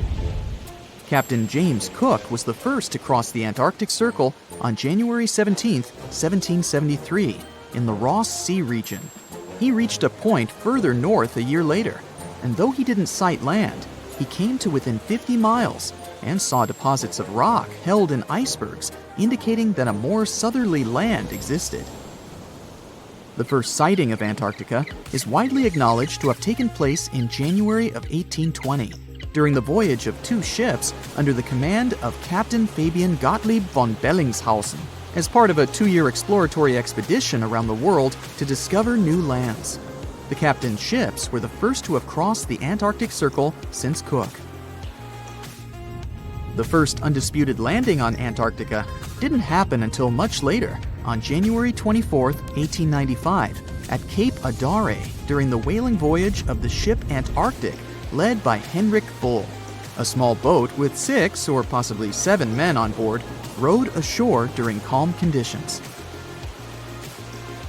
You might not believe it, but Antarctica is actually a desert. With all that ice, you'd think it'd be like a winter wonderland with snowball fights and hot cocoa all day long. When we think of deserts, we picture camels and cacti and people struggling to find water. But in Antarctica, it's a whole different story. The struggle isn't to find water, it's to find anything that's not covered in ice. And the average rainfall has been just over 0.4 inches in the past 30 years. That's like a few drops of rain compared to what we're used to. So technically, it's not the dunes or sizzling heat that makes a desert, well, a desert. It's the lack of precipitation. But don't worry, if you ever find yourself lost in Antarctica, you won't have to worry about getting thirsty. Just make sure you bring a jacket and some mittens, because it's cold enough to make you into a popsicle. Not only is Antarctica one of the driest places on Earth, but it's also the coldest, the windiest, and the highest. Talk about overachieving. The penguins and scientists down in Antarctica have at times found themselves in a bit of a pickle when it comes to time. You see, unlike the rest of us on this big blue planet, there is no Antarctica time zone. All the lines of longitude meet at a single point at the South Pole, making it a bit of a head-scratcher when trying to figure out what time it is. Now, you might be thinking, but how do the scientists and researchers keep track of time down there? Good question. They typically stick to the time zone of the country they departed from. However, with stations from all over the world on the Antarctic Peninsula, things can get a little wacky. Imagine trying to coordinate with your neighboring countries without accidentally waking them up in the middle of the night. You might think that not much could survive in a place where the temperature is extremely cold, the sun barely shows up, and the wind could blow you away faster than a tumbleweed. Well, as in many places on Earth, life found a way in Antarctica too.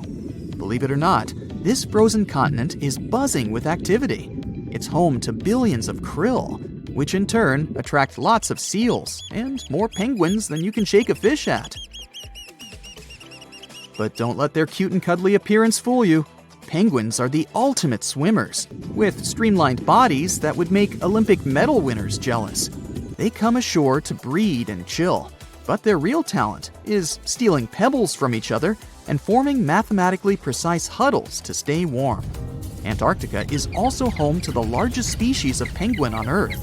It's called the emperor penguin. Sure, these creatures are flightless birds, but that doesn't mean they can't jump. In fact, some of them can leap up to 120 inches. And let's not forget about the seals. With their furry bodies and special songs, these marine mammals are protected by the Antarctic Treaty, and they're thriving in the cool waters of the Southern Ocean too. But the real stars of the show are the whales. During the Antarctic summer, these huge creatures show up in droves to chow down on the abundant krill. It's indeed like a whale buffet down there. Look at those lush coniferous forests and tundra. What a wonderland. You may have mistakenly thought it's Canada, but it's not. It's Antarctica, about 34 million years ago. So what makes Antarctica this frigid today? It turns out a mix of dropping carbon dioxide levels and some tectonic shuffle played a huge role in transforming this ice-free paradise into the frozen continent we know now. About 50 million years ago, CO2 concentrations were sky high, strutting around at around 1,000 to 2,000 parts per million. But as those levels tumbled down, global temps started to drop, paving the way for the mighty ice sheets that later took over Antarctica. While the CO2 dive was happening, tectonic activity was also working its magic. The big split between South America and Antarctica opened up the Drake Passage, which created the Antarctic Circumpolar Current. This powerful current acted like a bouncer, keeping warm air and ocean currents from crashing the Antarctic party, and helping keep things rather frosty. If you mix up Australia and Antarctica, you're not that wrong. These two continents used to be one. If you mix up Austria and Australia, it's much worse. By the way, don't fall for the internet myths and memes. There's no help desk in Austria specifically for people who intended to fly to Australia. Now, look at this magnificent Australian pink beach. It's precious, and not in a figurative sense. Those mysterious pinkish sands are actually garnet, and it's widely used in jewelry. Geologists studied those sands and came to the conclusion that the garnet contained there is older than local mountains. That doesn't make sense, right? In fact, it does. You see, Australia didn't used to be this very detached continent as it is now. Many millions of years ago, Australia and Antarctica were part of the supercontinent Gondwana, and glacial erosion released the garnet, which eventually made its way to the beach. These sands formed when South Australia was flat and chill, long before the mountains appeared. Most garnet gets washed away, but this batch has a rich history, tracing back to glacial rocks in the Transantarctic Mountains. So this pink sand comes from an ancient mountain range hidden under Antarctic ice. Not only does Antarctica ice hide gems like garnet, if you look harder, you might find entire buildings. Sounds insane, but this is exactly what a British explorer did. His name is Chris Brown, and he uncovered an entire building beneath the ice. He was traveling to the pole of inaccessibility, and it all started with a bummer. Chris and his son had their plane broken. Suddenly, they spotted a lone bust peeking out of the snow. This place was an old meteorological station. Despite freezing conditions, Chris and his son Micah had a blast exploring. Chris is on a mission to conquer all 7 earthbound poles of inaccessibility and has tackled 5 so far. I guess you already know that Antarctica is the largest desert on Earth, much larger than the Sahara or the Gobi. Still, despite being the driest continent on Earth, it boasts a seriously weird waterfall. Nestled in the mesmerizing McMurdo Dry Valleys, it's 5 stories tall and looks like it's gushing blood.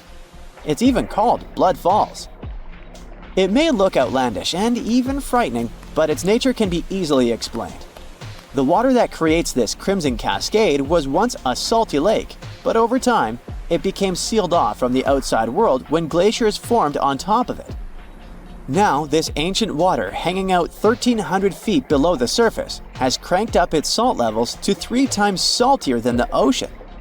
This salt water is also loaded with iron and gets 0 oxygen or sunlight. When the iron-rich water trickles through a crack in the glacier and meets the air, it rusts up, turning dark red. You may have mistakenly heard that no bug species belongs to Antarctica, but it's not exactly true, because there's this tiny Antarctic midge living there. Plus, there are some spiders too. Those aren't your average spiders hanging out in the darkest corners of your apartment. Those are critters lurking in the chilly darkness of the Antarctic ocean floor. These little marine creepers are actually arthropods and can stretch around 20 inches across. As if that wasn't bizarre enough, they also breathe through little holes in their legs. Quick question. What's the color that you associate most with Antarctica? I'm sure it's white. That's my association too. However, Antarctica may look like a slice of watermelon. That colorful snow comes courtesy of a tough little algae called Chlamydomonas nivalis. When things start to warm up during the Antarctic summer, these little guys release their vibrant red and green spores, painting the snow in wild and funky colors. But it's best to steer clear because that snow is not just a pretty sight. It's also toxic and definitely not edible. Searching for fossils is always a blast, but when you're in one of the most remote spots on the planet, it gets even more exciting. A diverse team of scientists recently hit the mother lode, pulling in over a ton of fossils from ancient marine life, dinosaurs, and birds from the late Cretaceous period, about 71 million years ago. Their adventure kicked off with a flight to South America, followed by a 5-day trek through the infamous Drake Passage. Upon reaching Antarctica, they set up camp using helicopters and inflatable boats. You might be thinking, why dig in Antarctica with all that ice? Well, it turns out there are places where rocks pop up, depending on the season. The team went to James Ross Island, located in the Antarctic Peninsula, and they went there during February and March. And that's one of the few parts of Antarctica where in summer, rocks are exposed, and those rocks can come from the age of dinosaurs. The expedition was a success, as they discovered over a ton of remarkable finds. Next up, the fossils will head to Chile before making their way to Pittsburgh's Carnegie Museum of Natural History. Among their discoveries, they found relics dating back about 71 million years, alongside some around 67 million years old, including plenty of snails, clams, and various marine creatures. Yikes! Look at this creepy sea worm. It could live in LA and be a star in a horror movie, but it chooses to call the chilly waters of the Southern Ocean near Antarctica its home.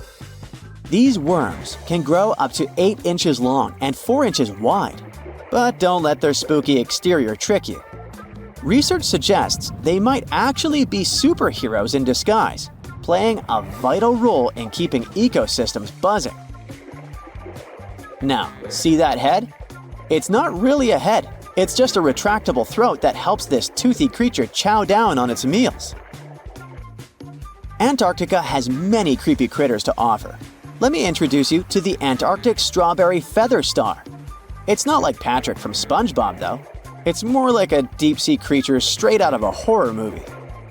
Picture this, 20 wiggly arms, some stretching up to 8 inches, all decked out with these bizarre little bumps. Yikes indeed. Back in 2014, scientists buried 34 seismic monitors in the snow on the Ross Ice Shelf, which is huge. Think of it as an ice slab the size of Texas, just chilling over the Southern Ocean. These clever little machines picked up a nearly non-stop buzzing. Even though our human ears usually can't catch these low-frequency sounds, scientists have worked their magic and made them audible for us. They even shared the creepy audio online. A glaciologist from the University of Chicago says that if you could hear this vibration, it'd sound like a swarm of cicadas taking over the backyard in late summer. But these glacier explorers weren't trying to capture spooky tunes. They're actually on a mission to monitor the Ross Ice Shelf because things are heating up, literally, and the ice is melting faster than ice cream on a hot day. Ice shelves are like Earth's safety plugs, keeping all that massive ice from surging into the ocean. So what exactly is making all that noise? It's likely just strong winds whipping across ice dunes, creating a kind of natural vibration. Ooh, you're diving into the dark and icy waters of Antarctica. The airy blue darkness is enveloping you, reminiscent of the vast expanse of open space. In these depths, where you least expect to encounter any living creature, you suddenly hear a loud, strange sound. A quacking noise, as if a giant duck was hidden in the deep. In 1960, researchers first recorded this sound and named it bioduck. Clever. For decades, they tried to unravel the mystery of its source. Was it a giant kraken? An extraterrestrial spaceship that had crashed into the ocean? A mysterious sea monster? Or perhaps an enormous duck? There were many versions, one more bizarre than the other. Oceanographers detected similar sounds in other locations as well. Off the western coast of Australia and near New Zealand, they recorded similar but higher pitch signals, which they named bio-goose. It seems the creepy atmosphere of the story disappears with such names. Anyways, these sounds were not isolated incidents. They happened multiple times with consistent intervals. Many initially thought the source must be mechanical, given the regularity of the sounds. However, studying the oceans in the latter half of the 20th century was challenging because of limited technologies. Nevertheless, scientists persisted in collecting data on bioduck and biogoose, driven by their insatiable curiosity.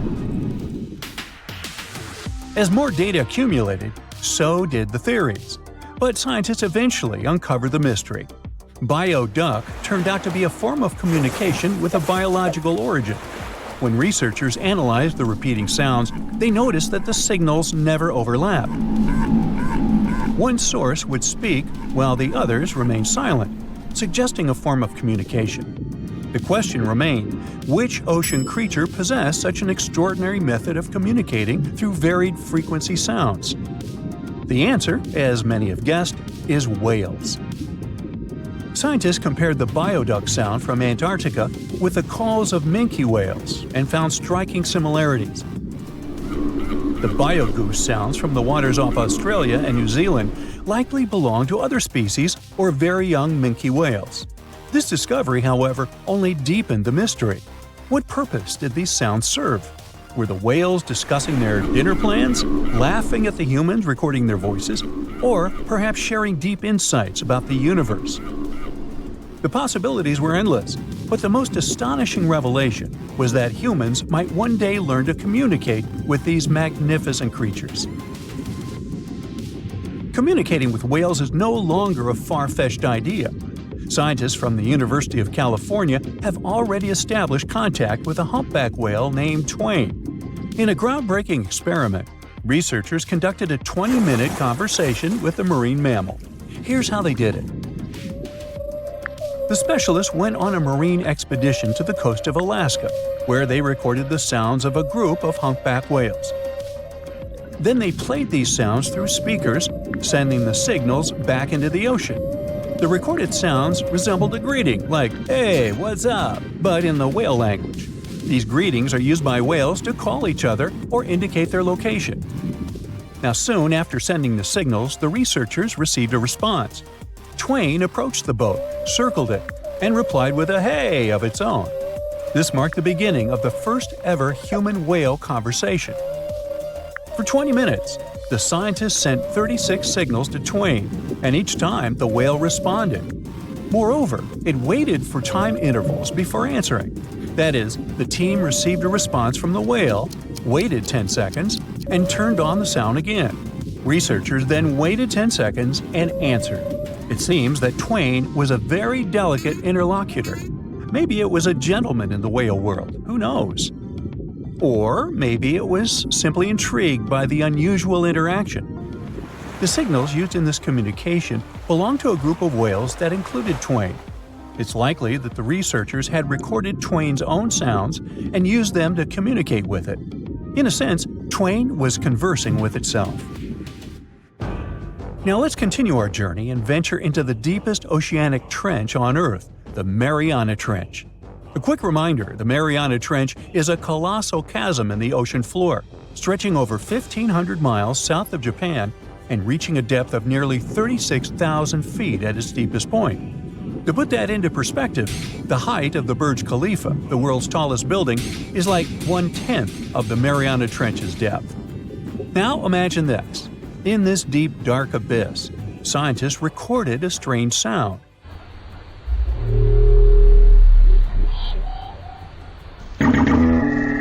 Unlike bioduck, this sound resembled something from a science fiction movie, a low rumble,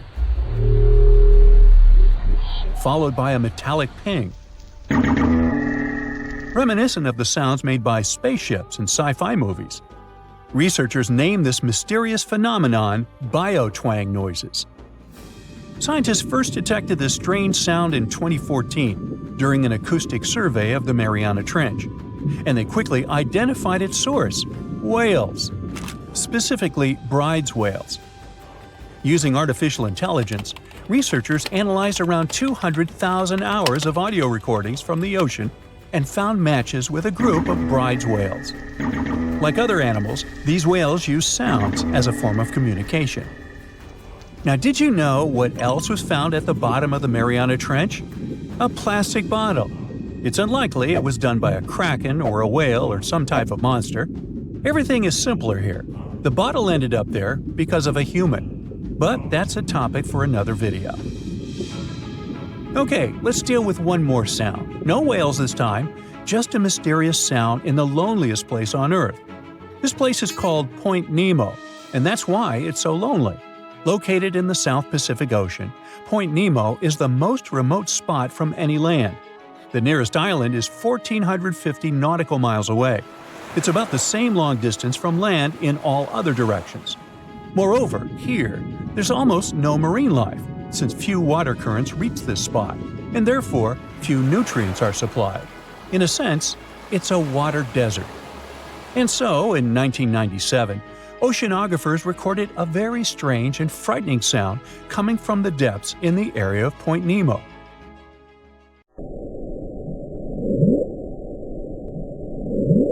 It was something gigantic and scary. People called it the bloop. As soon as journalists found out about this phenomenon, people around the world began to invent the most fantastic versions. The most popular of them was that the sound source was a giant sea monster, kraken, or some other creature. The hype around the bloop didn't last very long. Scientists managed to find out the nature of the mysterious noise. It turned out it belonged to an iceberg. When they crack and collapse, they create powerful ultra-low frequency sounds that can be heard from a very long distance. To confirm this version, scientists recorded the sounds of other icebergs and heard something similar to the bloop. Oh, by the way, Point Nemo is so lonely that space agencies drop out-of-service satellites here. Space objects just fall in the water. There's a 99% chance that no animal or human will be harmed by falling debris in this lonely place. That's why many people call it the satellite cemetery. But what if, someday, a spaceship from another planet falls here? What if it has already fallen in Point Nemo and sometimes emits an emergency signal that breaks through the ocean? Ooh. All the mysteries you have heard have already been solved. How about we end this video with a mystery that still baffles scientists? Meet Upsweep.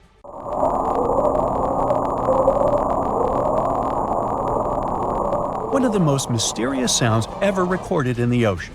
It's not just noise, it's a series of short ascending tones repeated at intervals of several seconds. It was first discovered in 1991 using hydrophones installed in the Pacific Ocean. At first, oceanographers suggested that upsweep could be associated with volcanic activity or underwater earthquakes. But the seasonal nature of the sound and its intensity change depending on the time of year, which rules out these versions. People began to consider hypotheses related to the biological life of the ocean. They studied the migration routes of marine animals and their behavior at different times of the year. However, despite all efforts, the sound source has not been identified. Some studies suggest that upsweep may be associated with certain species of fish or other marine animals that make sounds for communication or navigation, but no one has been able to prove it. Consider Lake Enigma. What a fitting name! It's already strange enough because it's not even supposed to exist. But now, we stumbled upon actual life deep beneath it. And this just might help NASA in their search for life in outer space. The lake lies deep in the icy heart of Antarctica, so it's not really a water pool like we're used to, more like a lake-like block of ice, or so we thought. Just recently, Italian scientists discovered a secret that had been buried for ages, an actual body of water, and in this water, life is thriving. Various microorganisms, and even some weird little hunters. Which is super weird, since Enigma sits in a remote and harsh corner of our planet, the northern Victoria Land in Antarctica.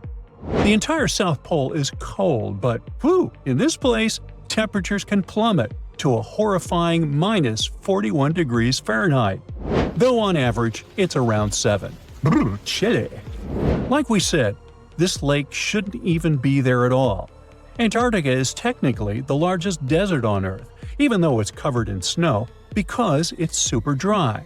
There are 0 rains, truly little snowfall, and the sun barely evaporates anything. And even if there is some water, the insane winds make sure to dry everything out super quickly. Putting on our thinking caps, this lake should lose an unimaginable 7 million cubic feet of water every year. Yet, the water remains. Why? No one knows. Scientists say there could be something deep underground that refills it constantly. They just have no idea what that might be. Maybe deep underground rivers, melting ice, or something else entirely. But hence the name, the Enigma Lake. The block of ice we mentioned is permanent and super thick, at least 36 feet of it, and that's higher than a 3-story building. So researchers decided to check out if there's anything beneath it. They used a so-called ground-penetrating radar, a super smart echo detector for the ground. This radar sends invisible radio waves into the Earth. When they hit something underground, like rocks, water, or anything else, they bounce back to the device. By measuring how long it takes for the signal to return and how strong they are, we can determine the distance and what exactly the radar hit. That's how animals like bats, whales, and dolphins can see underwater. And we humans stole this cool nature idea to research buried structures and hidden caves. Scientists used this device all over the Enigma surface. This way, they were able to create an entire map of this under-ice world beneath. The water itself wasn't surprising. It's the unique ecosystem in it that shocked them. Unfortunately, no secret monsters or extraterrestrial secrets this time. But there are microorganisms there that may not exist anywhere else on Earth. Somehow, these creatures have managed to survive in complete isolation and extreme cold. It's not that we don't know these microorganisms, we've met them before, just not exactly like this. There are a couple groups hanging out down there. The first one is Bacteroidota. They love breaking down complex molecules, especially in your stomach, and help digest tough plant fibers. They mostly hang out inside us, but in the outside world, we might occasionally find them in soils and oceans. Then Actinobacteriota, genius chemists among bacteria. They decompose organic materials and help the soil get healthier. They're also famous for producing antibiotics, so we owe a lot of our medicine to them. The third one is Pseudomonadota. These guys weren't a surprise. They're crazy adaptable. They can thrive pretty much anywhere, from soil to water to the human body. Some of them are good, helping plants grow and in nutrient cycles, but others can be opportunistic pathogens. Ooh, bad guys. But what is actually a surprise is that Lake Enigma has tons of passibacteria. They're ultra small even for microorganisms and can barely do anything themselves. So they prefer to live in symbiosis or be little parasites, relying on their hosts for nutrients and other necessities. All these little chompers might be ancient. They could be remnants of a time before the lake froze over completely, which is hundreds of thousands of years ago. It's simply weird to encounter these bacteria in the Enigma Lake, especially the little parasites. Passibacteria usually love low-oxygen environments, but this lake is very oxygen-rich, not even mentioning an almost 40 feet of ice above. So all this means that even though we know who these guys are, this specific species might be new to us. They could have evolved with some unique adaptations and abilities using the lake's unusual chemistry. They probably rely on a super simple and delicate food web. Some of the microorganisms produce energy from light, well, whatever light gets down there, or the lake's chemicals. The symbiosis guys most likely survive by living on or inside their neighbors. Yep, these microscopic creatures hunt each other. Nope, things can't be peaceful even in a place like that. If we find out what their secret to survival is, we might learn more about chemistry, medicine, and even extraterrestrial life. Because if life can endure such extreme conditions, then it can probably appear pretty much anywhere, including our closest neighbors, Europa or Enceladus, the moons of Jupiter and Saturn. They definitely hide oceans beneath their frozen surfaces, and now there's a very high chance there might be some life there. Antarctica must be the closest thing we have to extraterrestrial exploration before we actually land on other planets. It's full of hidden mysteries and surprising creatures. Even outside of Lake Enigma, the South Pole harbors life. Just take the McMurdo Dry Valleys, which are often referred to as Earthly Mars. These are among the most mysterious and extreme places on our planet. They're stretching across Victoria Land in Antarctica, and this is one of the driest places on Earth. Makes sense if you remember the name. Surprisingly, unlike other parts of the South Pole, this land is almost entirely devoid of snow and ice, just lots of super cold ground. There might even be some sand dunes nestled here and there between the rugged mountains. The ground is mostly covered in loose gravel, scattered with ancient rocks made of granite, and something interesting called gneiss, just spelled differently. It's the type of rock that's been through a lot, literally. It's usually born when granite and sedimentary rocks have to endure insane pressure or horrifying heat for a while, a process called metamorphism. These conditions are so intense that they literally rearrange the minerals into layers. That's why gneiss has such beautiful foliated looks. It's the planet's version of baking a layered cake. It's amazing because this place is almost exactly the way it was millions of years ago. These valleys are frozen in time, and they give us a little glimpse into Earth's distant past. And that includes life. Once again, local winds are absolutely terrifying gusts of cold air racing downhill, and they evaporate snow faster than it can even melt. So, logically, you shouldn't find much water here, not even mentioning life. But somehow, you can still stumble across frozen lakes and saline ponds in the dry valleys. And local life stretches all reason and our understanding of biology. It exists inside the rocks themselves. Microorganisms are hidden in slightly moist cracks and crevices. Deep inside, there's endolithic bacteria. These guys are super chill. Instead of moving around like other microorganisms, they always stay put inside their little rocky homes. How do they survive? Through photosynthesis. Just like plants, they take teeny tiny parts of light that gets in crevices and acts like little solar panels, getting energy from the sun.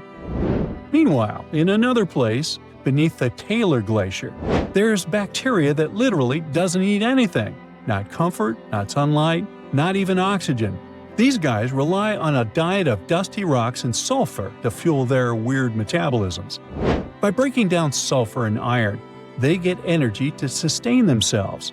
This way, they easily survive in deep seas at sub-freezing temperatures, completely cut off from sunlight, oxygen, and the world itself. This place is fascinating for both its life and the lack of it. In some parts of the valleys, like University Valley, yes, that's what it's called, the permafrost is so harsh that no microbes were found at all. This might be one of the only places on Earth where life appears to be completely absent, a quite scary idea. Anyway, now scientists are thinking about learning more about Lake Enigma and drilling this Mars-like environment, exactly for that reason, to see how we could get samples from Mars in the future. You're down in one of those polar seas where the Brinicle, eerily called the Finger of Death, is born. It's a strange, almost otherworldly place, the deep ocean, where light barely reaches. Everything down there seems to have adapted to survive in darkness and intense cold. But even those truly hardy creatures aren't ready for what a Brinicle can do. When that briny, super-cooled water starts dripping down, a ghost story begins. The formation of these brinicles is a fascinating process, like an underwater science experiment happening in real time. We know that when seawater freezes, it doesn't freeze like fresh water. Because of all the salt in it, it has to push out impurities to form the pure ice that floats at the top. This means the salty water, or brine, ends up trapped in channels and pockets within the ice. When it sees the light of day for the first time, a brinicle resembles a pipe of ice reaching down from the underside of a layer of sea ice. At first, a brinicle is very fragile and its walls are thin. But the continuous flow of colder brine supports the growth of the brinicle. It also prevents it from melting. Otherwise, this process would be inevitable, caused by the brinicle's contact with less cold surrounding water. As the ice accumulates and the walls become thicker, the brinicle becomes more stable. Over time, the brine trapped inside gets squeezed out through tiny cracks, dripping down in this cold, heavy plume. Once that cold brine starts flowing downward, it begins freezing the seawater around it into a sheath of ice. That's why, instead of melting as it hits the water below, it forms this icy casing that protects it, helping it grow longer and stronger. The brinicle keeps moving forward inch by inch, and this crazy downward spiral is almost unstoppable. And when it touches down on the seafloor, that's when the trouble begins for anything living nearby. Imagine being one of those creatures on the seafloor, maybe a sea star or an unsuspecting urchin just trying to make it through the day. And all of a sudden, you see this icy tentacle nearing you. It isn't just some cold water coming down. It's basically a net of ice moving down and spreading out. There's no escape, no way to predict its coming, and no chance for survival. It's a slow-motion natural disaster in action. When a brinicle reaches the seafloor, it continues to accumulate ice while the surrounding water freezes over. The brine keeps traveling across the seafloor in a downslope direction. Once it reaches the lowest possible point, it stops and pools. But don't let the danger distract you from how beautiful brinicles are. Well, in their own creepy way. They look like something you'd see in a dream. Elegant, twisting ice tubes reaching down, perfectly symmetrical, and totally random. Filming a brinicle is no easy task because they're delicate when they first form. Just the motion from a nearby current or a sudden change in temperature can snap them off, ending the show before it really starts. So, scientists who managed to capture brinicles on film in 2011 actually got incredibly lucky. It was the first time the world got to see this icy finger descending and freezing everything it touched, and it changed our understanding of polar ecosystems. Brinicles can reach quite impressive sizes. Sometimes they can stretch for several feet. Their size depends on the conditions of the water and ice above. The slower the water movement and the colder the temperature, the bigger and stronger a brinicle can grow. But if the water's too deep or if there's too much movement in the current, the brinicle is likely to break apart. It needs just the right balance to survive long enough to touch down and freeze over the ocean floor. For creatures living on the seafloor, brinicles are like invisible booby traps, only instead of avoiding a net, they're avoiding an expanding ice cage. Starfish and sea urchins might not have big brains, but they have a basic survival instinct to crawl away from danger. Sadly, with brinicles, they're usually caught completely off guard.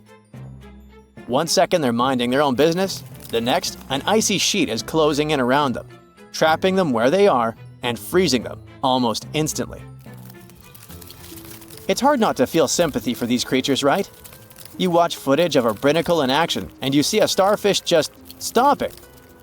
One moment it's moving slowly along the sand, and then it's frozen in place, totally helpless. It's like watching a train wreck in slow-mo. Luckily, brinicles present danger only to smaller marine life forms like sea urchins and starfish. Bigger animals like seals or whales, or humans who happen to go diving in the ocean at the frigid poles, brinicles are totally harmless. At the same time, for scientists, this tough natural phenomenon offers a fascinating insight into how life adapts, or fails to adapt for that matter, in extreme environments. And it gets even better. A brinicle might just be the perfect setup for life to begin. Researchers are now looking at these super salty ice tubes as not just fatal traps, but potentially as sources of life.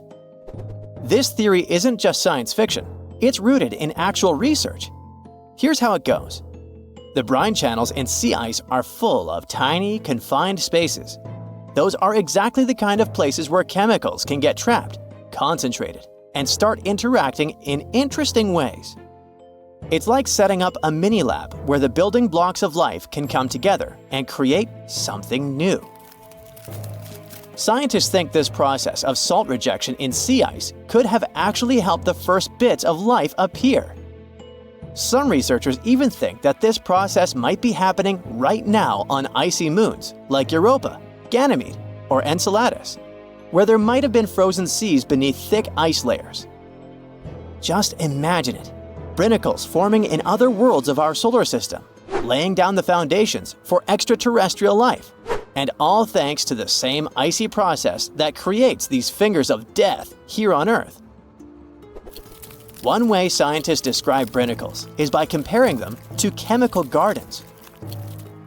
Have you ever done one of those experiments where you mix metal salts into a solution and watch them produce plant-like structures? Well, you can observe a similar chemical process when a brinicle is in action. In the cold, saline-rich brine of a brinicle, certain reactions could kick off to create amino acids or other building blocks of life. It's wild to think that something so dangerous could have also helped shape our world, or could be creating other forms of life elsewhere. In both cases, whether on Earth or another planet, these icy chemical reactions might be the first step toward the formation of simple life forms. It's a kind of alchemy, where ice and salt water mix to create something more than the sum of their parts. This is one reason why scientists are so eager to study brinicles. Each one could hold a tiny clue about how life begins, survives, or fails under extreme conditions. Something as mesmerizing and weird, but at the same time simple as brinicles, hints at bigger questions. How did life start on Earth? What are the conditions needed for life to survive in extreme environments? Could icy structures like these exist in other parts of our solar system or beyond, creating similar conditions that might one day give rise to alien life? As much as they look like a silent threat reaching out from the ice, brinicles are also reminders of how beautifully complex and interconnected our world is. They may seem like simple fingers of ice, but they hold secrets that touch on everything from ecology to chemistry to the origins of life itself. So next time you hear about the ocean, remember that deep below in the darkest, coldest waters, something incredible and a little bit terrifying is happening right at this moment.